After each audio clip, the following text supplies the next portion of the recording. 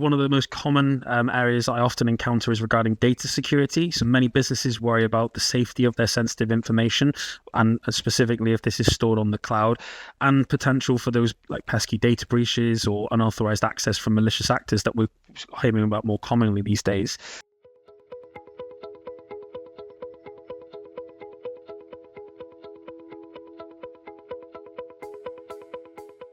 Hello and welcome to another episode of A Cuppa with Klein. Today I'm joined by our Azure Solution Specialist, Sam Barnes, to discuss how resellers can overcome common objections from their customers about moving to Microsoft Azure. Thank you for joining me today, Sam. Could you tell us a little more about your role? Hi Philippa, thanks very much for having me. So I actually work with value-added resellers and MSPs to actually support their adoption of Azure. Now this probably goes quite a broad spectrum, so whether they're actually exploring specific technologies all the way through to maybe different programs or partnerships that Microsoft offer that actually may be of benefit to them. As an Azure specialist, you're well versed in the benefits of Microsoft Azure. However, many businesses still have reservations about migrating to the platform.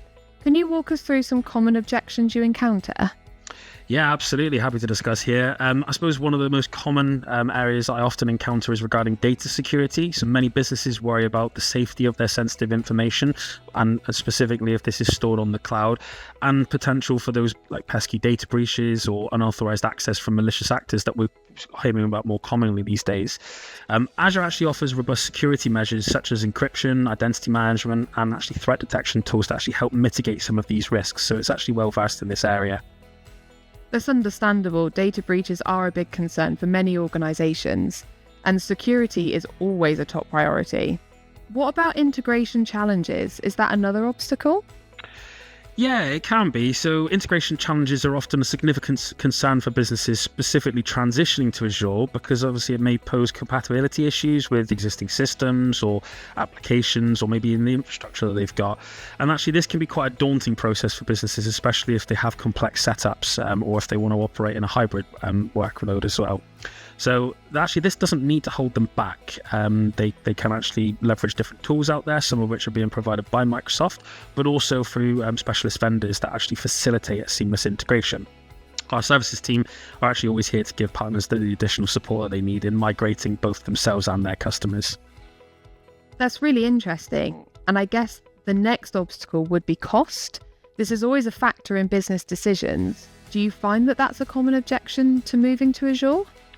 Always, yeah. Interestingly, while Azure offers scalable pricing models, businesses actually are really still worried about the overall cost of migration and the maintenance as well there. They're often fearing those hidden fees or unexpected expenses, or concerns about the total cost of ownership, which is understandable compared to maybe other solutions or other setups that they're familiar with. But Microsoft's pay-as-you-go model allows businesses to actually scale their usage according to their needs, minimizing unnecessary expenses, which is really, really good. But partners can also use Azure's built-in dashboards to help their customers manage their usage and their spend, and actually build point-in-time and manage services for ongoing support. Interesting, we've actually also started deploying our own cost management and optimization platform with this specific thing in mind. So we've been able to actually highlight trends in spend, as well as provide clarity on optimization points, such as maybe deploying reservations for reducing cost, or even looking at MFA within a business. It's great to hear there are a number of ways that customers can manage their costs. So, compliance and regulatory issues. These are critical, especially in certain industries. How does Azure address these concerns? Yeah, compliance and regulatory issues are indeed paramount, particularly for businesses operating in maybe highly regulated sectors.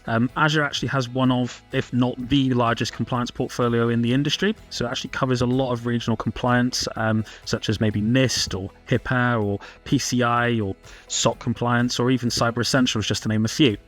But ensuring compliance in the cloud can actually still be a complex process that gives businesses pause often.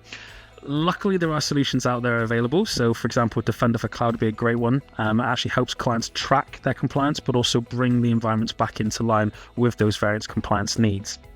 Again, if partners need support, or they've got a particularly tricky customer conversation, our services team is always on hand. It's great to hear that Azure covers so many of those compliance needs as well.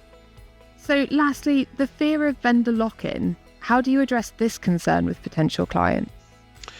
Yeah, it's indeed a valid concern, and actually businesses worry about becoming far too dependent on a particular vendor or indeed a particular cloud service. Microsoft's very aware of this and actually implemented open source technologies to be used within the Azure platform, so businesses actually have the flexibility to integrate with the other platforms that they're already familiar with, or indeed the other solutions as needed. So it actually reduces that risk of vendor lock-in. So a few great examples of this would be the fact that you can leverage Linux-based virtual machines or VMware solutions within the Azure platform if you've already made those commitments. Or if you've got an investment maybe in a particular solution, so let's say backup, for example, you might be using a vendor like Acronis. But often these will have links or interactions to fail over to Azure. So again, you reduce the risk of being locked into a particular vendor. You can use what you choose.